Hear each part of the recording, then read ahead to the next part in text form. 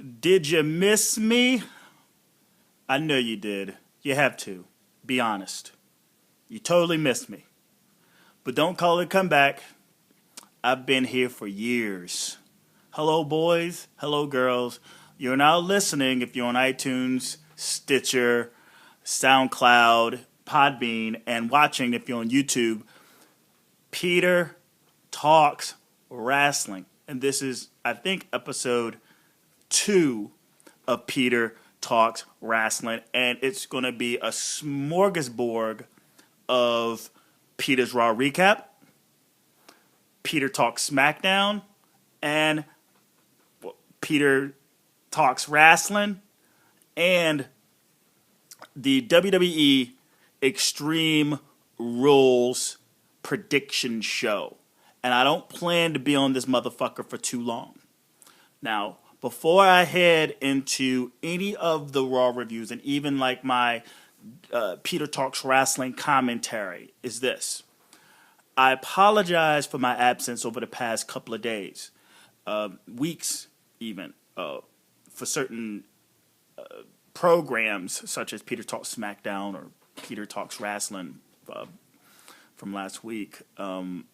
There's been a lot going on, and I've been saying that for a couple of weeks now, because since I've taken on doing t-shirts, by the way, cutthemusic.etsy.com. If you're watching on YouTube, I am wearing the black shirt with the white ink of wrestling in your state. If you want your own wrestling state, just make sure you hit the link below to my Etsy site and or my email, which is cutthemusicprints.gmail.com. Even though I've been doing this, there's been other things happening as well. The club, the DJ, the place that I club at, the club that I DJ at shut down. So, and I've been transitioning between jobs. And I wouldn't say that I've kind of been down in the dumps, but I just been kind of going through the motions with all the transitions. You've been there before. If you're listening and you're watching, we've all been there before. Like, just a weird transition. And there's something about the beginning of the summer that does that. You know, at the beginning of almost any and every season, there's got to be some sort of transition, whether it's financially, whether it's family, whether it's job-oriented, whether it's moving, and all that stuff. I mean, it's something. It's something about the beginning of the seasons that take you through this. And it's been weighing heavy on me. And I've been wanting to talk wrestling. I completely have, but it's other obligations that I've had to take care of. But I'm back. There shouldn't be any more absences between here and now. I've been thinking about it. I have been thinking about maybe stopping doing this, you know, to focus on what's more important until all those things are taken care of, and then I come back. But what I realized is that if I do that, very much like my smoking, I quit smoking. Very much like that, I would, in fact, probably condition myself not to want to do it. But hell no. I love talking wrestling too fucking much to just be like, okay, no, I'm not doing it anymore. And the motions that I've been going through, I'm just toughening up to a certain degree, because it's not to an extent of a whole bunch of detrimental stuff. Again, it's very much transitional. Just transitional, natural, going through the motions type stuff. So anyone who's been waiting for a podcast, if you're listening, anybody who's waiting for like a vlog, if you're watching, I do apologize. I honestly apologize. And again, all my fans, all the people who watch and listen to this, cutthemusic.etsy.com. Check out my line of shirts. If you like a shirt, buy a shirt. If you want a personalized shirt, very much like the one, again, I'm wearing right now, just hit the send me an email with the state you're from, and I will print it out and send that to you at a low cost. But that's how I'm making my money right now. So the more support, the better. Hand-to-hand markets and all that stuff I've been doing over the past couple of weeks. But yeah, sky's the limit with moving forward. You know, we don't stop. We keep going. You know, you take a bump here and there, but you get back up and you keep on tussling. So on to the subject that's been on my mind for the past couple of, I say past couple of days since I've been in hiatus, and this goes into the commentary for Peter Talks Wrasslin. And again, because I'm gonna be doing Peter's Raw recap, and by the way, I won't be doing a Peter's Raw recap next Monday. It will be showing up that Tuesday. Peter's Raw recap will be on Tuesday and not Monday. But something I've been thinking about is this new era gimmick that the WWE, in fact, has been shoving down our throat. And it's led me to believe a bunch of things. That whenever the WWE themselves are in a transitional period from one philosophy to the next, and that goes from the wrestlers onto the commentators and things of that nature. They always have to throw the word era behind it, whether it's the golden era, whether it's the attitude era, ruthless aggression era, or even you talk about the Hogan era. You can talk about Stone Cold Steve Austin era. You know, you can talk about this John Cena era. They always have to do that because it lets you know that things are transitioning into a new direction, a new philosophy, right? A whole flock of new guys that's going to be in your roster for a while, commentators and all this stuff, just different types of formats and stuff. If we've run across this thing called the new era, which I find very generic, it's probably one of the most generic eras we've ever seen. We haven't really taglined any wrestler. Maybe it's a little too early to even say so. But once we really focus on it, I mean, we've been dealing with this for the past 2.5 years, Roman Reigns. This is the Roman Reigns era. They don't want to say that. They want to say Roman Reigns era. They want to say, you know, I guess what Triple H, the reality era. But they chose the new era. The new era isn't something you're going to talk about years from now. You know, when you think attitude era, you think, you know, 96 to 2001. I mean, it's just, you think of that almost immediately. The golden era, you think of the 80s, you know. When you think the Stone Cold era, you think the Hulk Hogan era. These guys will be remembered with their either their name or the philosophy attached to the word era. Which comes to the new era. It has been driving me kind of crazy to the fact that it holds no weight to whatever they're trying to solidify in terms of legacy and memory. Like, what are you going to remember the new era by? The new era, right? 5 years from now is going to be a whole new era. And what is this era going to be called? Obviously, the Roman Reigns era. But why call it new when it's the new generation? You remember the new generation? That was, you know, your Bret Harts, your Shawn Michaels, your Diesels, your Razor Ramones, and all that stuff. Your Undertakers. That was the new generation. And these guys are just called the new era. There's nobody to be remembered within this context. The new era context. 5 years from now, they're going to talk about a new era. And the people from this era, this new era, will be forgotten. Sami Zayn, Kevin Owens, fucking Tyler Breeze, AJ Styles, Doc Gallows, Carl Anderson. You know, on the main roster, okay? Apollo Crews, Baron Corbin, Kaz and Enzo, the Vaudevillains, The New Day, Roman Reigns, Dean Ambrose, Seth Rollins. The list goes on and on and on of the new talent that they have on this roster right now. And there's a whole shit more down at NXT ready to come up and ready to take these people's jobs. But calling this little section, this group of people, the new era, is not doing them any justice. It kind of sucks. Because new holds no long-term substance. If they called these guys this is the next generation. If they were called I don't know, like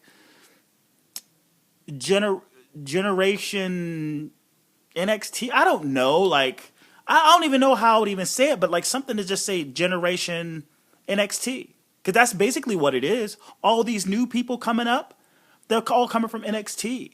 You have the new generation, the Shawn Michaels, Bret Hart, and so on and so forth. And this is generation NXT. You look at the talent: Kevin Owens, Indies, NXT. All right, he was there for a short period of time. Neville, Indies to the NXT, right? Then you have Sami Zayn to NXT. You got Sasha Banks, Charlotte Flair, Becky Lynch. You have, Tyler Breeze. You have Seth Rollins. All those guys came up. They were part of NXT too, a little bit, right? Even though it was FCW, but to a certain degree, NXT. Baron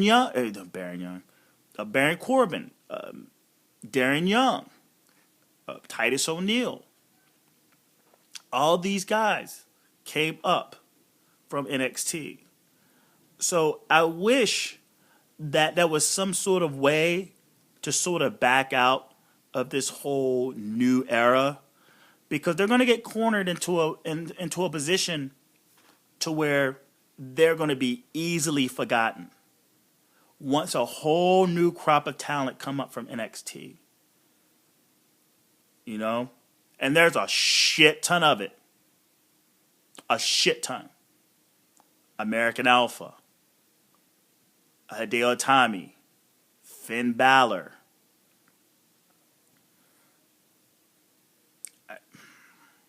and a couple of other wrestlers that they're trying to get to the main roster in due time. But right there in that purgatory, you have Apollo Crews. So what I'm about to transition over to, outside of the fact that this is not really the new era, the new era itself is a new philosophy for the WWE, to the idea that this is, wait for it, this is the mid-card era. This is the mid-card era. To the degree that if going into this Sunday's pay-per-view, Extreme Rules, and all the feuds that are going down the card, just answer me this. Is it any one feud going into this, hell, even going into SummerSlam moving forward, is it anything on this Extreme Rules card that feels like a main event? Your AJ Styles versus Roman Reigns. Your Carl Anderson, Luke Gallows against the Usos. Charlotte Flair versus Natalya. Baron Corbin versus Dolph Ziggler. The Vaudevillains versus The New Day. Kalisto versus Rusev. Is there any Jericho versus Dean Ambrose? Does any of those scream main event? Do any of these players scream main event? Or do all of these feuds feel like a bunch of mid-card feuds? going into a special event to blow off or to continue storylines. I mean, the closest thing to a main event would be AJ Roman Reigns. And I'll be honest, and I've said this before, I'm on record. This is a really extremely fun feud. It's chaos everywhere. And Roman Reigns is coming off as a badass. AJ Styles is coming off as a badass. They both got their posses. You know, all the ends of the shows have ended in some sort of crazy chaos. Even Smackdown, like they went off the air, flying over the broadcaster's booth. So it's pretty fun. But it feels like there's nothing big about this. There's nothing where I'm sitting back going, man, I can't wait to see what happens here. Because this is their first match against one another. And in this new era, this era where it's even Stevens bookings, this can very much go right into SummerSlam. Because after the Extreme Rules, you have Money in the Bank. And then after Money in the Bank, you have one more in between, I guess, Elimination Chamber, and then going into SummerSlam. And you got the returns of Seth Rollins, John Cena, Randy Orton. Those are the big names. You also have Bray Wyatt coming back, I guess, but between those times you have Neville coming back as well. But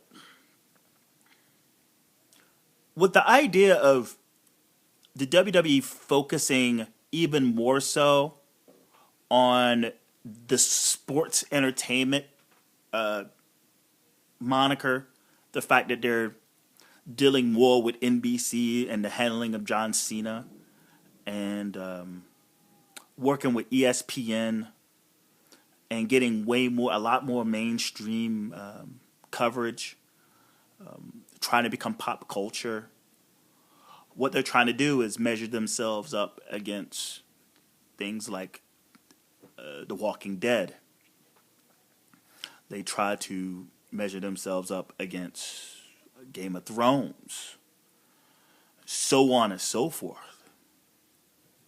So even though these guys are athletes, they're throwing their bodies here and there and so forth, but the idea of building up a fleet of badasses, they want to entertain you versus show you a showcase of wrestling and athleticism. So for instance, you take the Dean Ambrose Chris Jericho feud. I think out of all of the feuds, like, you know, the upper card, so to speak. Again, these are all mid cards. Like which mid card is closer to the top? You look at that and you look at Jericho. This is some of Jericho's best work, if not his best work I've ever seen in my life as a heel. He's killing it. He's killing it. The likes of this, we haven't seen since his feud with Shawn Michaels. But like, he's taken it and put it on he's put that shit on like hyper speed, man. He is killing it. And he's putting Dean Ambrose in an opportunity to really shrug off this sort of gimmicky, sort of prop, sort of not take anything serious, John Cena-esque kind of attitude, and just like be two mad motherfuckers going at each other, very much like the Roman Reigns and AJ Styles. But this is over a jacket. It's over a plant. And any and all times that Jericho is serious and he's trying to get into the face of Dean Ambrose, like, you fucking stupid idiot. I'm going to beat you down. I'm going to hurt you. I'll put you in a hospital. Fuck you. Fuck your plant. Show me some passion. Show me some emotion. Ambrose is like, your zipper's down, bro. He brings down a cage with a mop bucket and a mop. It's a fucking mop bucket, man. And this asylum thing where it's supposed to be, in the PG era, you're not supposed to have blood. It's still a cage match, a Hell in a Cell. Instantly, there should be blood. I mean, that's the whole point of these things. Blood. Blood and carnage. There ain't much blood happening. There's nothing but entertainment happening when you have a mop bucket and a mop and a fire extinguisher and a kendo stick and a straitjacket. This is all entertainment.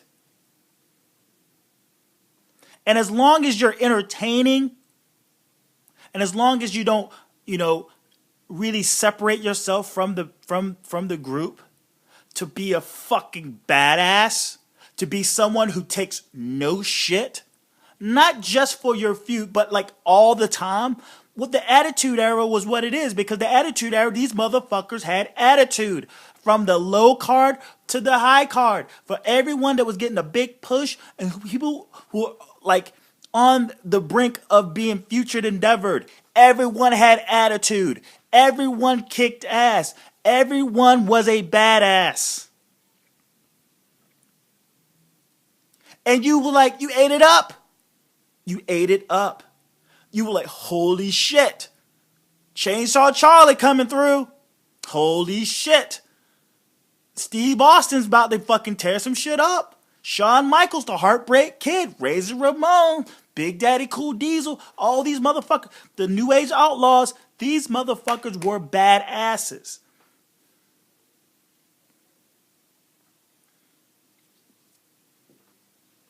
And they got too big for their britches. All of them. At some point or another, they took the ball and went home. Or went over to the rival WCW. And then moving forward, you had The Rock become too big for his britches. Right? You had Mankind, who's a loyal, started writing books. He didn't need wrestling anymore. He wrote a bestseller. Brock Lesnar, Goldberg, all these guys. They didn't need the WWE. They became too big for their own britches.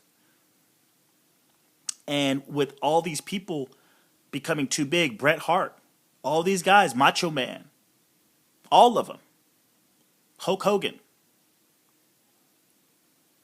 all these guys took their ball, all of them.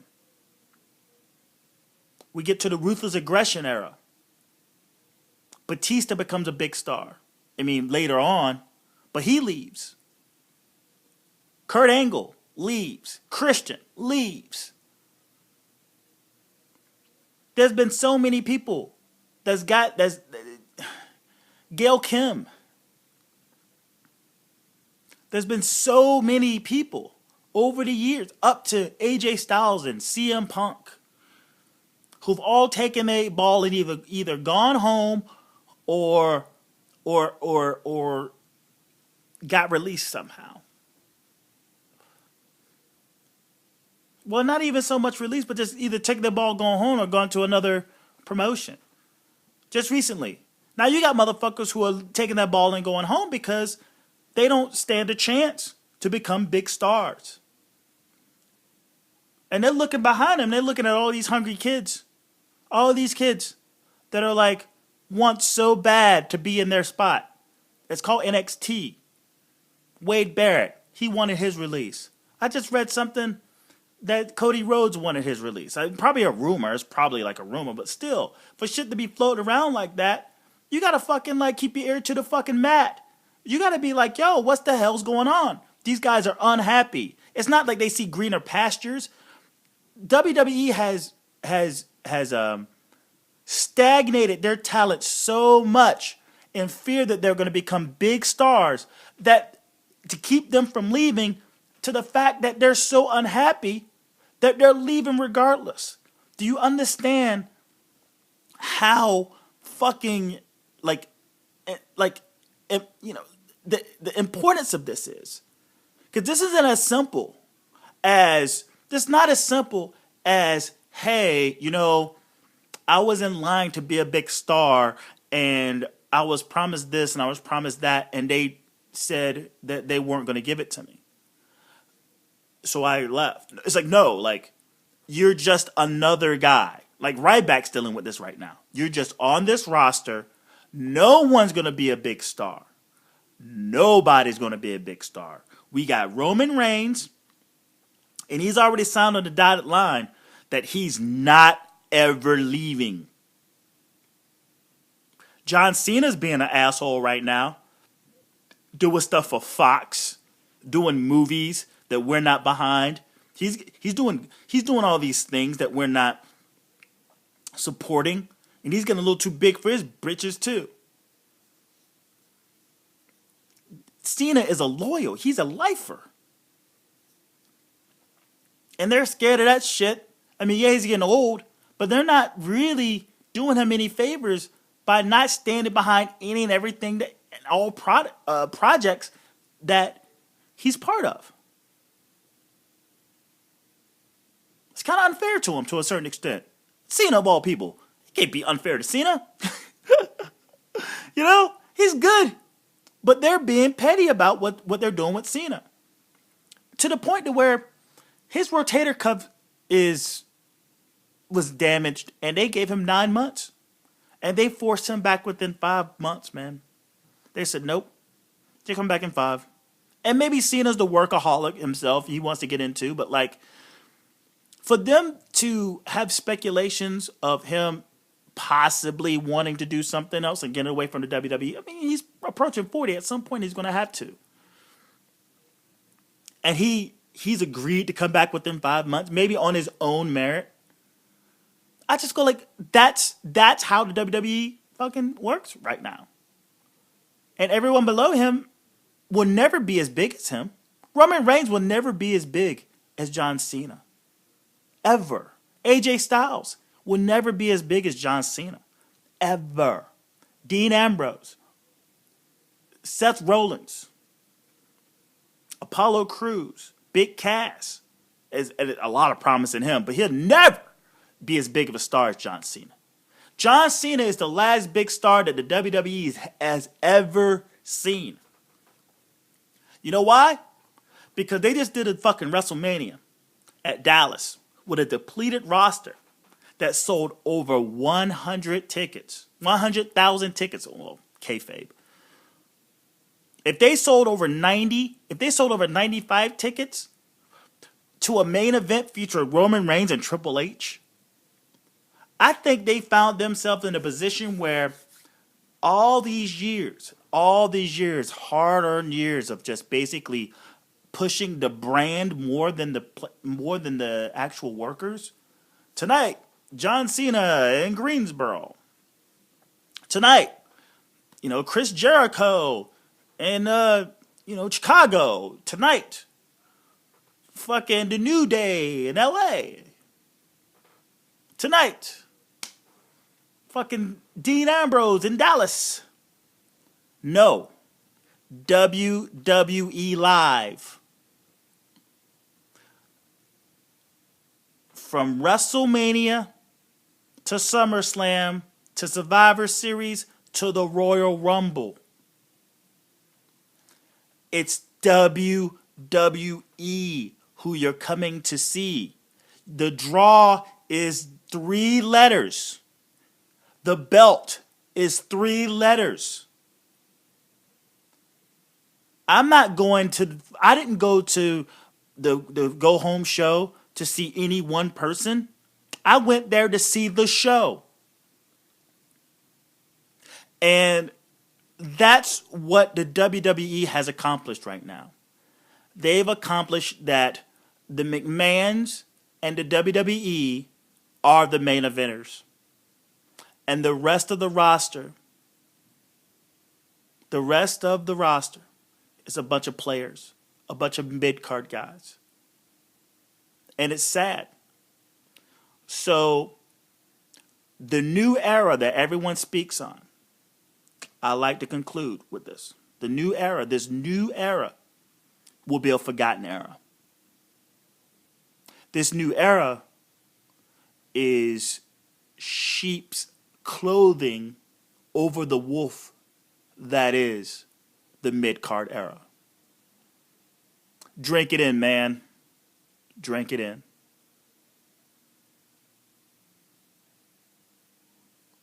Mission accomplished. Moving forward, as wrestling fans, we're going to have to just bite the bullet. And even from my negative Nancy, Peter Talks, Wrasslin, I think to a certain extent, I'll still show my frustration. But what we're dealing with right now is a whole new ball game for the wrestling, for WWE, moving forward. And I can bitch and I complain about people getting defeated, people not getting pushes, people getting released, this, that, and the other. It's a whole new mechanism now, man. The network, WrestleMania is selling 100,000 tickets with next to no superstars on it. No big blockbuster superstar match at all. At all. Roman Reigns versus Brock Lesnar was as close as it got. No dream card. It was just a bona fide Raw. And it's still sold out. We've hit the ceiling, folks. We are in the mid-card era. And until we really get someone to sort of break from the mold, like another type of Daniel Bryan kind of momentum, kind of push where people are showing up to see him, no one's going to be doing it anytime soon for anybody. Not even AJ Styles. Not even Finn Balor.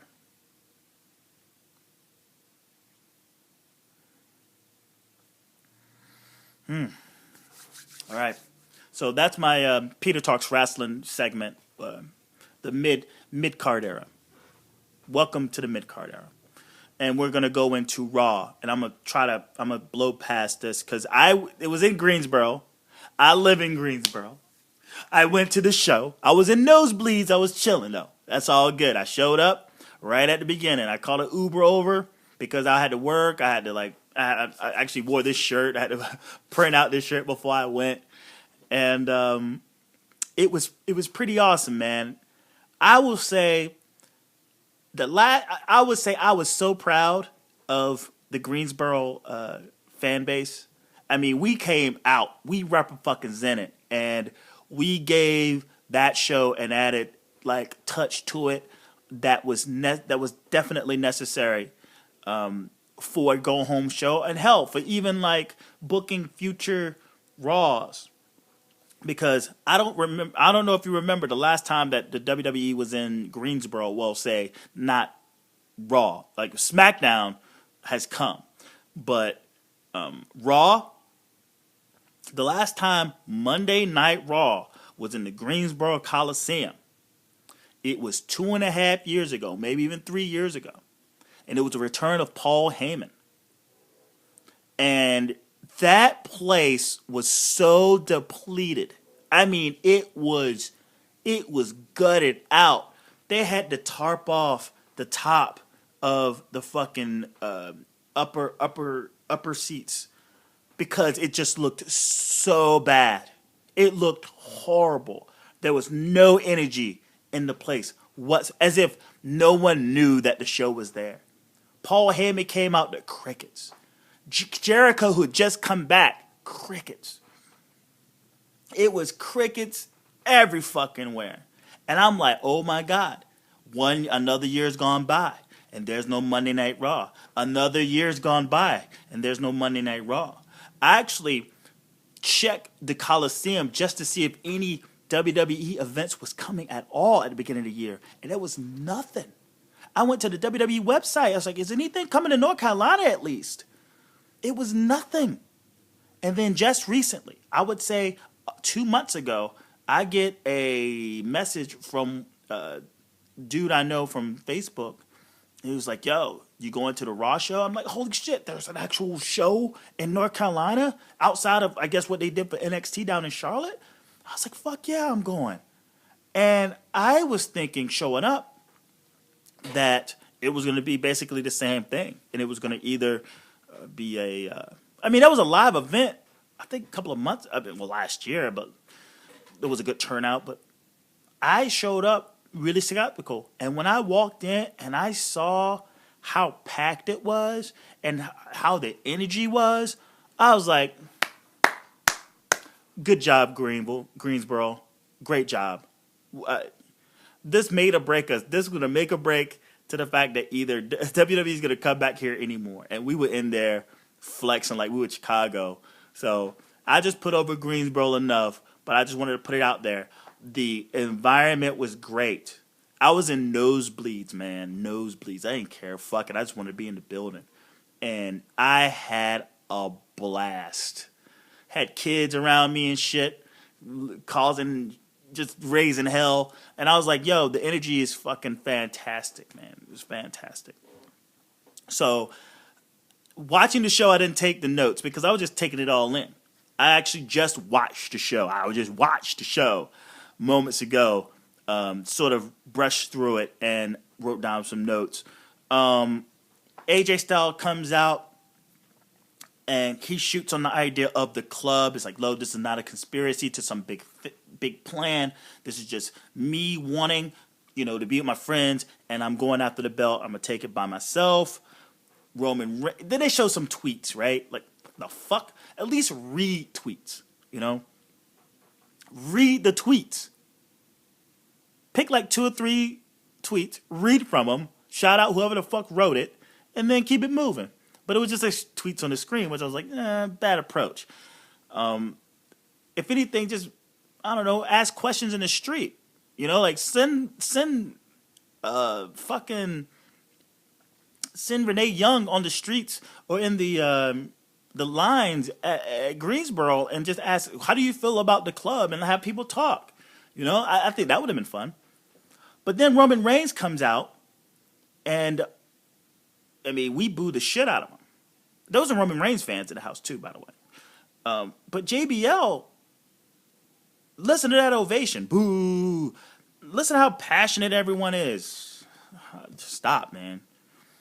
Stop. And he tells AJ, you've won all these titles. That's what he was talking about in his opening speech. All these titles, and you won all these championships, but you haven't won the championship. And then you hear, we want Rollins. Roman Reigns has been given the green light to tell people to fuck off. Fuck Rollins. Rollins ain't here. They go back and forth, and then Gallows and Anderson comes down the ramp, and then AJ Styles goes to try to, I don't know why he goes after Roman Reigns, knowing that his boys showed up, because he's trying to convince us, like, no, I don't need my boys. Never mind. And then the Usos jump in the ring, and he catches a slap to the face, and that's the beginning of the first segment. It ran like 11 minutes. It's refreshing not to have a McMahon out there. It was a good promo. Again, this thing to me is very exciting. Like, this is an exciting, it's mid-card, but it's exciting. We find out we're going to get Sami Zayn versus Cesaro. When that fucking thing, the promo, like the image of that, we're going to have that next, the fucking place exploded. It exploded. I was like, holy shit, people are excited about this match. Probably the biggest pop of the night, honestly, to know that there was a possibility we're going to see Sami Zayn versus Cesaro. And then that became, Cesaro with The Miz versus Zayn and Owens, because, Owens and Miz gets involved in a whole bunch of craziness. And the McMahons come out and it's like, oh, we're going to make this into a player. We're going to make this into a tag team match. And then Stephanie's like, well, shit, let's put the rivals up against, let's put the rivals on the same team. So you had Cesaro versus The Miz, and you had Sami Zayn, Cesaro and The Miz on the same squad, and you had the Miz. Sorry, let me try this again. Cesaro and The Miz on one team, and you had Owens and Zayn on another team, and they wore this. They matched colors. I don't know if you paid attention to it, but they wore the same. They were wearing the same color scheme. Everything breaks down at the total end because everyone's reluctantly tagging each other in and out and just dealing with it. But like the tag team, I mean, they were kicking ass and taking names. They both made great tag teams. Actually, Owens and Zayn used to be a tag team. But everything breaks down at the very end when Cesaro is about to go for the Cesaro swing. The Miz basically runs in. I guess he tags himself in and throws Cesaro out to do his own Miz swing. But then Cesaro comes in and hits Miz with the skull crushing finale, which leads to a haluva kick to the Miz, where Sami Zayn gets the victory, and Owens and Zayn win. But right after that, Owen basically sends a boot to the jaw of Sami Zayn, which results in them continuing the feud moving forward. Again, we got the Fatal 4-Way, we got The Miz, we got Kevin Owens, we have Sami Zayn, we have Cesaro, all going after the belt in a Fatal 4-Way at Extreme Rules. I go into my predictions a little bit later, but again, this is as fun. Like this 4-Way is just as fun as what they're doing with the club and the family. But yeah, we get the debut of the Shining Stars versus John Skyler and Corey Hollis from NXT, and also from PWX and from CWF.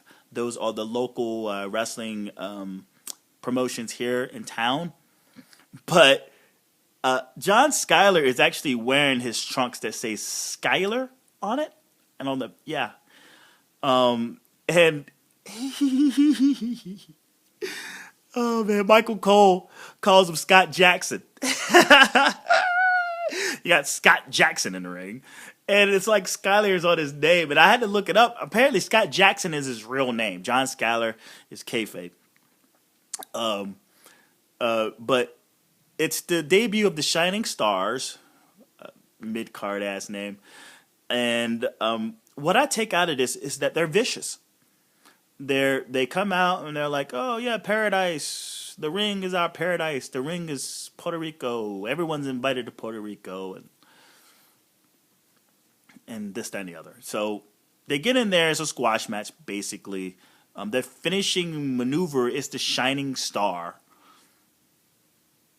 And, you know, they're vicious. They're athletic. They're very talented, but they're very vicious. I mean, like, don't let their like smoothness and their niceness and their, like, you know, they're arrogant guys, but like, don't let all that stuff throw you off. Very much like the Vaudevillains. The Vaudevillains are a vicious group of motherfuckers, and these guys are pretty vicious as well. And you get a squash match out of this, and it was so quiet in the arena. It was so fucking quiet because we didn't know what to think. We didn't know what to do. You know, you could have held off these guys until after Extreme Rules, and maybe, just maybe, you could have had them come in and affect something. You know, debuts aren't a matter to me of like, okay, here we are, here's a wrestling match. I feel like you come in and do something where we can remember you. No one's going to remember this match, even though it's a traditional sort of, hey, you know, like Smoky Mountain or like, you know, fucking mid-south or anything like that, where you got guys debut and they beat the shit out of a nobody, some ham and egger, they pull up the street. But this kind of thing doesn't fly over too well anymore in today's WWE, because we've been conditioned to see big guys versus, you know, like, you know, well-known guys versus well-known guys, which is sad because you think of Apollo Crews, who's been off TV for a while, and that's how they're doing him. They're feeding him to the social outcasts. But we're bored because he's not beating the crap out of them and setting himself apart. And they're doing this with this, but we don't give a fuck about these guys. We don't care. Who are they going to face moving forward? Who are they going to actually put them in the ring with moving forward that we can actually give a fuck about? I mean, that's heels even. Who are the baby? They're going to go up against the Golden Truth? I feel like that's what's going to happen. They're going to bring these guys, repackage these guys, and you're going to bring them back to this. It's kind of sad.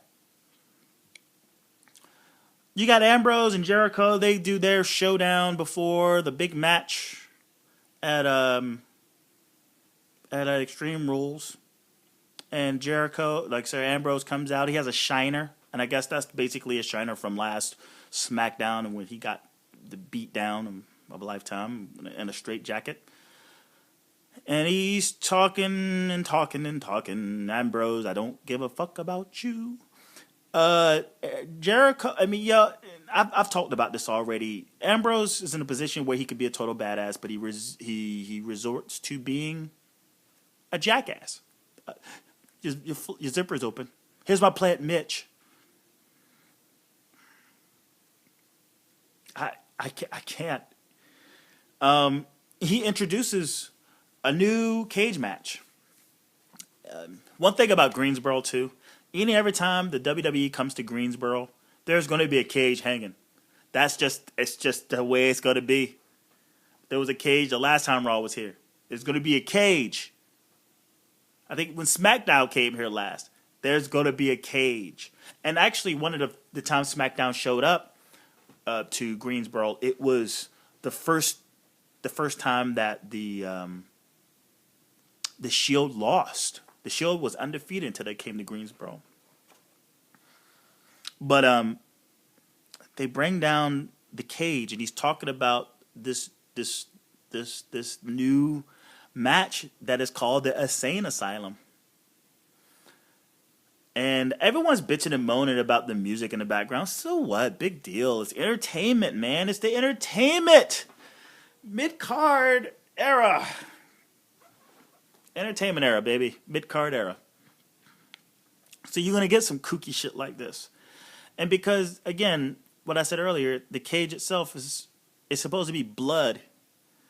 There's no blood with this stuff. Again, they shot to different pieces. You saw a fire extinguisher. You saw like a mop. You saw like some nunchucks. You saw like a bucket. This is zany crap, man. This is zany crap. And he talks about it. The music's going on, and Jericho is in fear of this. He's kind of, oh my God, what is this crap? And that's how that went down. So the stipulation for that match is Dana Brooke debuts and beats Becky Lynch. We got some Even Stevens bookings right here going on here. Dana Brooke is a star. And that's all I say about that. Dana Brooke is in her element. You know, SmackDown, oh my God. Dana Brooke is in her element. She performs. She's not a person who wrestles and then has to perform. She is a performer, and then she wrestles. So she's doing it from, as a bodybuilder, as a sports performer. This is in the bag for her. She seems so natural at it. I'm a Dana Brooks fan. Dude, you could go back a couple episodes. I was like, fuck this Dana Brooks chick. What does she got? What does she got? A pat on the head?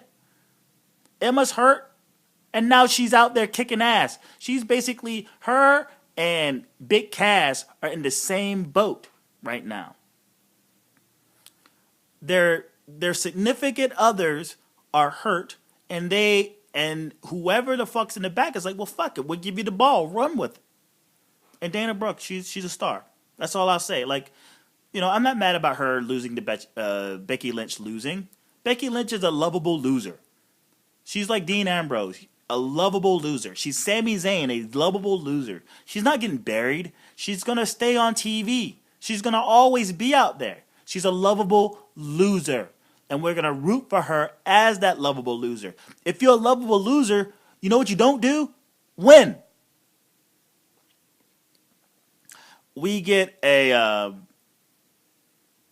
make Darren Young great again thing. The payoff itself, I'm just waiting for it. This is like the new Golden Truth segment. Right? Like, okay, how many times are we going to get this until there's a payoff? And how long is it going to last? Because our truth, this Golden Truth shit, been going on for 12 weeks. 13 some weeks. Maybe 14 weeks. They said it's 5 months. And the next segment, and well, the segment afterwards. But like, regardless, it's been going on for a very long time, and it's finally coming to grips because they debuted as a tag team tonight. But before I go there, I just want to say, we see how long this goes. Who does he fucking Darren Young great again? Why did they get Pat Patterson? Why?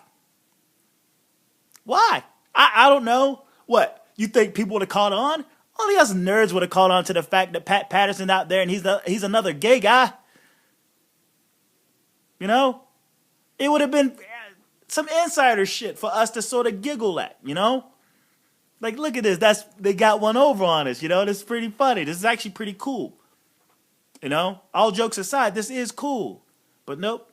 They went with, the fuck is his name? God, I just drew a blank on his name. And, whatever. Bob Backlund, sorry. They went with Bob Backlund. We'll see what happens with this. Who does he debut against, and what is the payoff? Apparently, this was like a gimmick that he actually pitched to have done. So, good to see this happening. The Dudley Boys in the back with the McMahons, and they want to take out some North Carolina talent. And Stephanie McMahon's like, nah, we don't do that. But you just had fucking Shining Stars out there just beat down like a bunch of like CWF guys. Whatever, man. So they set a match like one or two of you have to face Big Cass. Golden Truth versus Breezango. They win. Breezango win. No, I'm not going any further than that. Uh-oh. All right, New Day with a time machine. Kofi comes out a little too soon to the SOS song. 2009 was my best year. They go back to the bygone era. They get attacked by the villains. They're over. They were over, man. People were going crazy over the New Day. Again, I have my reservations for the New Day. The villains come out. They show their vicious side. Very, very vicious they are. And they got a bunch of heat. I like that. People are talking shit. I was thinking, dude, they're going out there to die. I like the Vaudevillains. I like them. I like them on the main roster. I hope they push these guys to the moon. I mean, they're not going to be anything more than a bunch of mid-carders in this mid-card era. But why the fuck not? Anybody wants to have this serious thing, it's like, whatever, dude. I'm telling you. Vaudevillains are ideal. The Shining Star are ideal. Golden Truth. This is your tag team division, man. Don't you get it? This is the mid-card era. New Day. Look at this. Look at this tag team division. It's sad.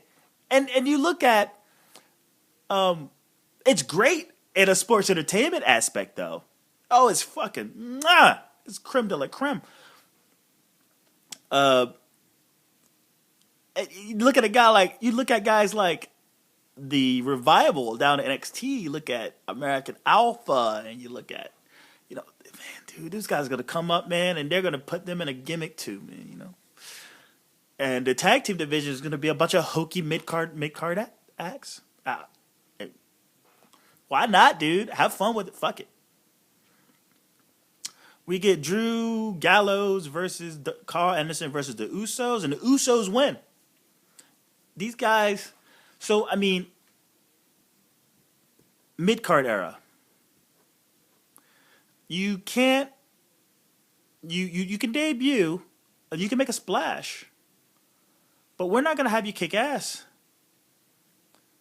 To a certain extent, Anderson and Gallows are kind of bumbling idiots. They've been booked as kind of bumbling idiots, and they're lackeys for AJ Styles. It's really impressive. So they lose to guys who haven't bought a win in ages, and Gallows and Anderson are supposed to be your new tag team threats. I can get mad. I mean, I could go up, but this is the way now. This is the way. No one's gonna have their rocket ship jet fuel attached to the back of their backs. No one's getting that. We can moan and bitch. I mean, you can find yourself on a hamster wheel, and it's a good thing that I did the negative Nancy. I understand now, and I could point out how these guys won't be stars, but it is what it is, and I won't make excuses. I'm just not going to get upset. But after the Usos win clean in a motherfucker, AJ Styles enters the ring, and then there's the stare off between Roman Reigns and AJ Styles, but then Gallows has the nerve to attack Reigns from the back because why the fuck not? All hell breaks loose. AJ Styles grabs the chair because he says that, like, if I get another opportunity to use the chair, I'm going to use that motherfucker. But he grabs the chair and he goes to hit Reigns, and Reigns pops him, hits him with a couple of chair shots. And then Gallows and Anderson catches a couple of Superman punches to distract Roman Reigns.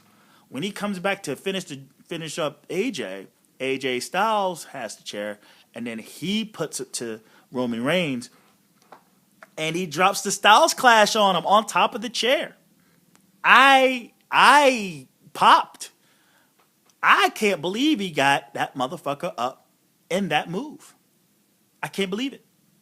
He got him up in the move. He dropped him on the chair. And that's how that segment ended. It's a fun ass feud, dude. I'm telling you. This is so fun. The place went crazy with all the everything going on, the chaos, the mayhem. It was fun. It was great. Great ending. Can't beat it. Can't beat that.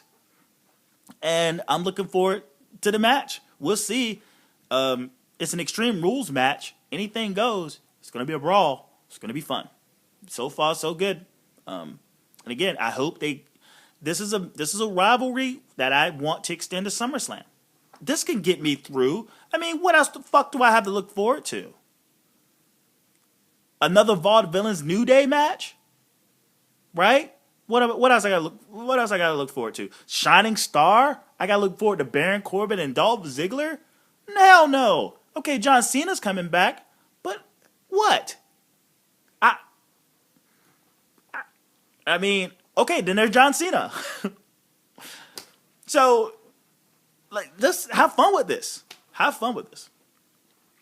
Big Cass defeats Devon with the East River Crossing.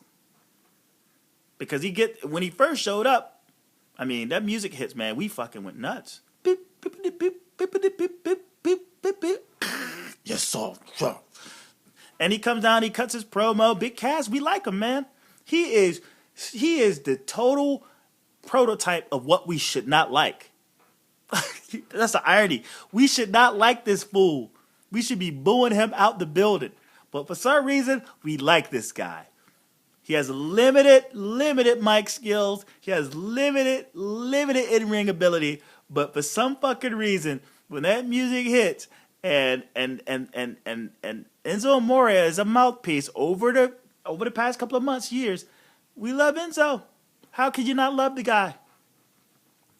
And before he could spell it out, the Dudley Boys show up. Loud crash. It actually fucking freaked people out in the stadium because we didn't expect the crash so soon.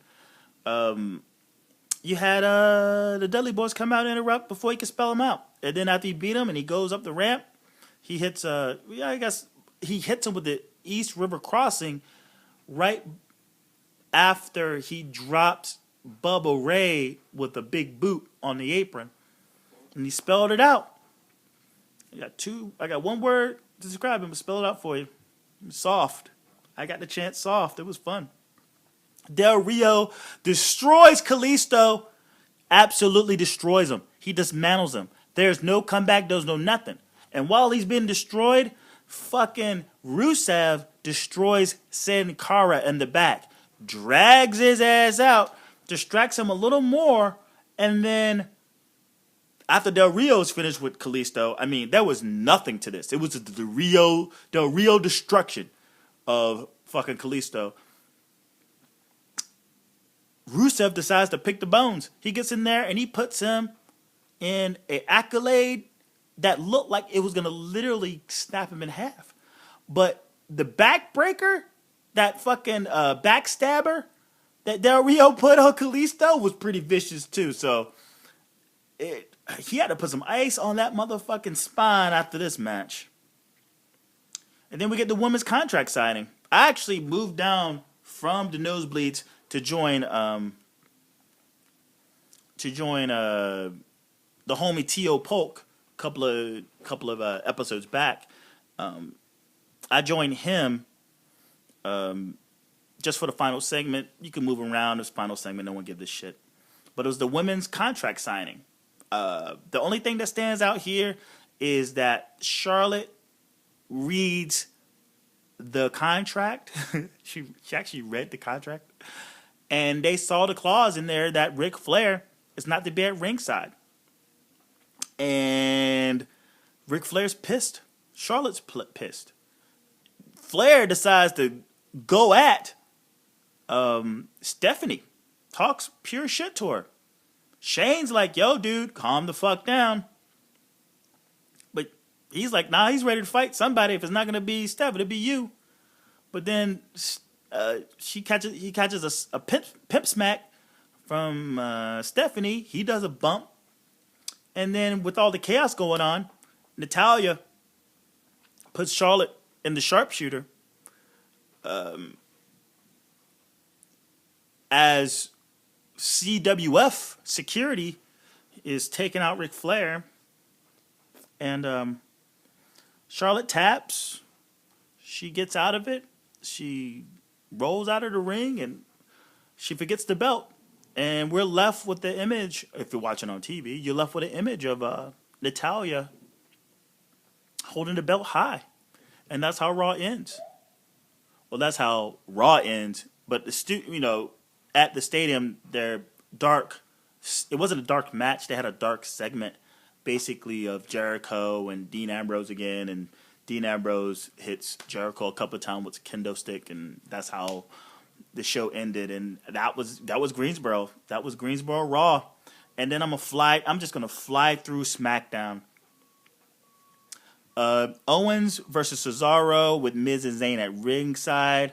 A lot of interaction between the guys at ringside and inside the ring.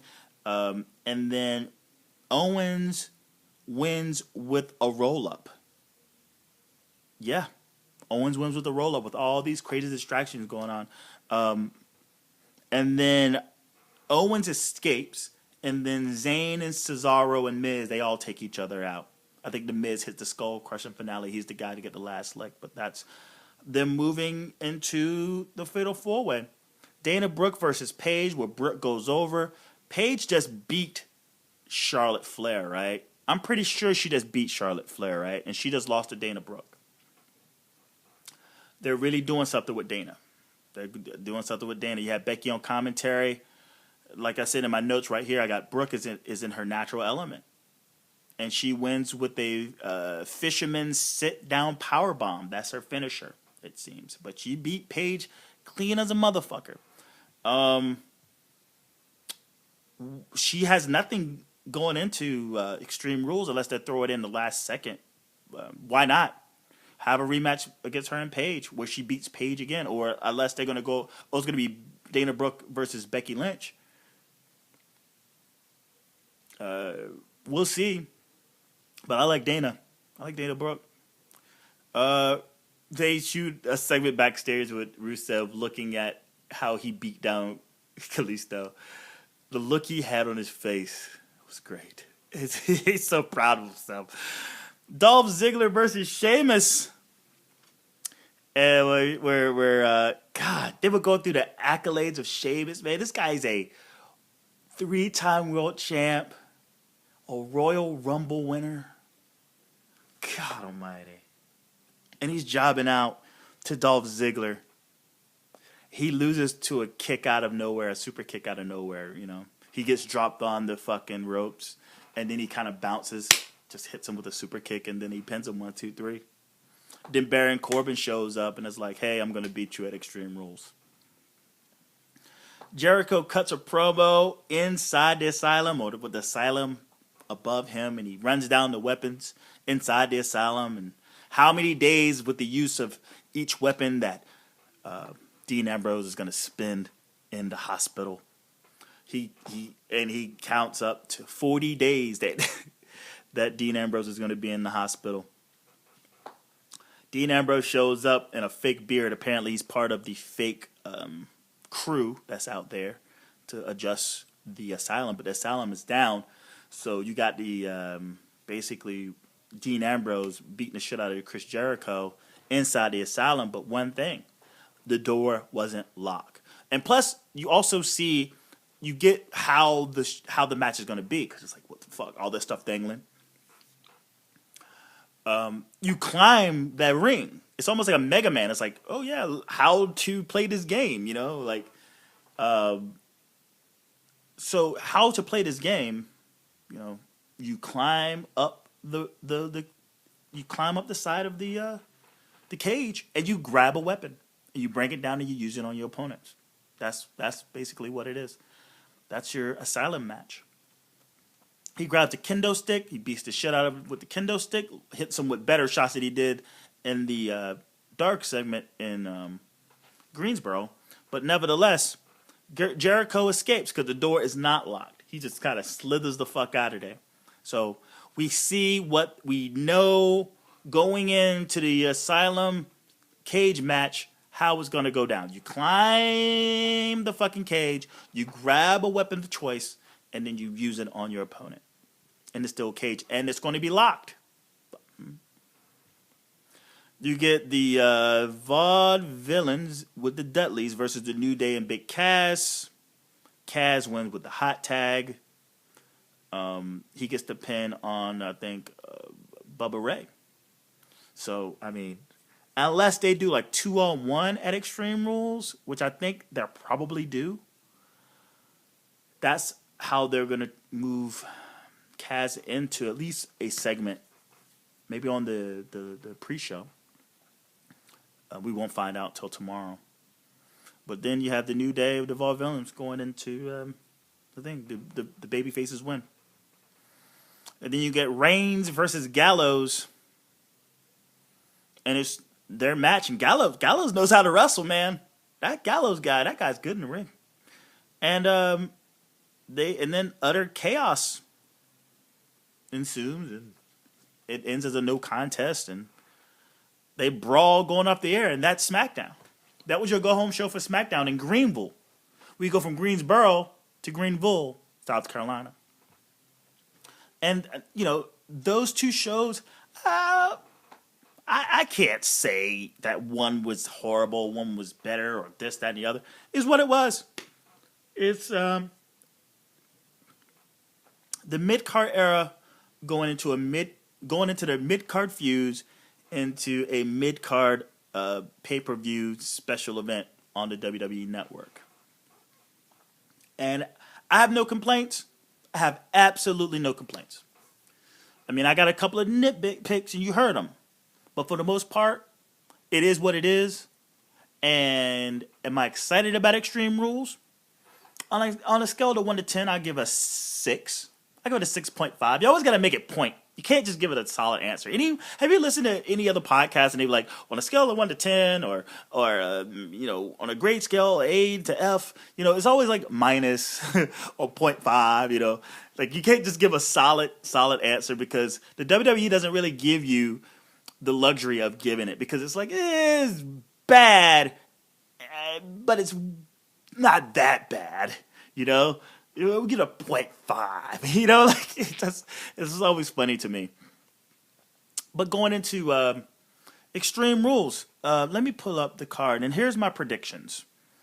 I should be more prepared. By the way, if you still checking out or listening, if you're listening, go to the YouTube page. I'm wearing the state of North Carolina, and inside the state of North Carolina has the word wrestling, right? So, boom, wrestling North Carolina. Go to the link below. Hit the link or hit the email. Send me an email. If you want your own state in your own shirt, this is wrestling, hit me up. It's only like $30. Holla at your boy. So, we're going to go into the prediction show for Peter Talks Wrasslin episode 2. And I don't plan on doing too much. I'm not going to give some crazy answers. I'm just going to let you know who won and who lost. Hey, stay within like 1 minute. So you got Dolph Ziggler versus Baron Corbin. Right? Even Stevens bookings. This is a no disqualifications match. So I guess, I don't know. It probably won't ever leave the ring. No disqualifications is always a dead giveaway that someone's going to come out and interfere. I have Baron Corbin going over because he lost at Payback. He lost. So he gets his win back here. There's no telling who runs in. But that no disqualification always leaves that open somehow. Very much at Payback when the third stipulation that came down was no disqualification match, and lo and behold, Anderson and Gallows showed up. So Baron Corbin gets his win back. Who runs in? Who runs in?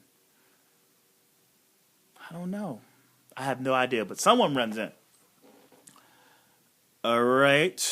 Whatever. This is in no particular order, by the way. We get Roman Reigns versus AJ Styles. Extreme Rules match for the WWE World Heavyweight Championship.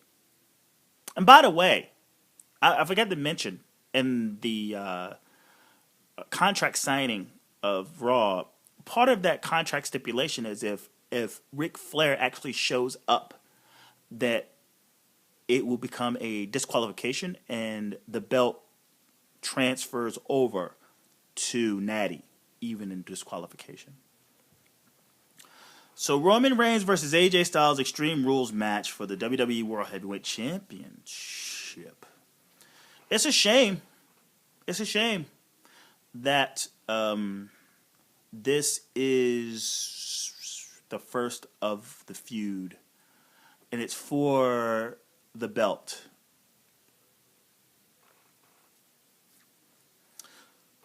I want to say that AJ Styles does not win this belt. I want to say it, but I'm not going to say it. Actually, I want to go down this entire card to say that there are no title changes moving forward. But the way that the Even Stevens bookings go down and how well this feud has been working for Roman Reigns, how it's been working for AJ Styles, how the Usos have something to do, and Carl and Doc could just basically be lackeys, and how the formula is just working. I get AJ Styles winning. I mean, you're talking about Roman Reigns, who's been a 3-time world champion within 2 months. He could be a 4-time in 6. Why not? He could be a 4-time in 6. I'm giving AJ Styles the belt just for the simple fact that Roman Reigns is going to get his belt back and then retain it against AJ Styles going into SummerSlam. So I give AJ Styles, he'll be a one-time WWE champ. Why not? He's selling all this goddamn merch. That's the logic, right? Even Stevens bookings, right? Give him the win. Why not? It's not gonna do any damage to Roman Reigns. And it definitely is not gonna hurt AJ Styles. It's just a world championship belt, baby. That's all that matters. That's all that matters. It's hell, the belt isn't even as important as the egos of the both of them. I mean, what have you? So I got AJ Styles winning. The New Day, with Big E and Kofi Kingston versus the Vaudevillains.